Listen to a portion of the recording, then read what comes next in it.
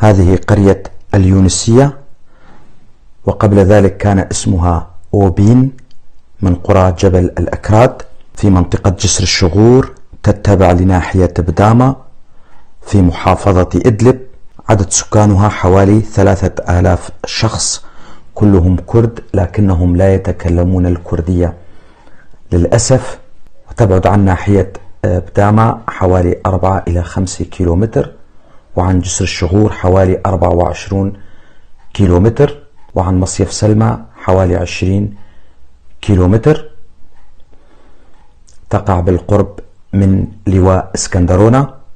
يعتمد الأهالي في معيشتهم على الزراعة. من عائلاتها يونسو، موصلي، معمار، مسطو، ليلى، عليكو، معطية، عبد الحق، شحادة، صلوح، شاكر، سعيد، خليل، رمضان، حسينو، حدو، جازي، بكور، بريمو، أمين، إسماعيل، الشيخ. طبعا بالرغم من أنهم كرد لكنهم نسيوا لغتهم الكردية. هذه المعلومات وصلتني من أحد أبناء منطقة جبل الأكراد وأنا ألقيها بصوتي.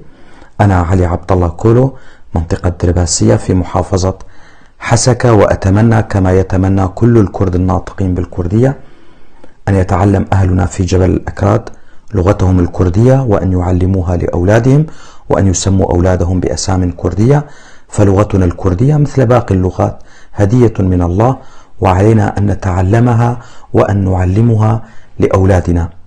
دمتم أهلنا في قرية اليونسية أو قرية أوبين.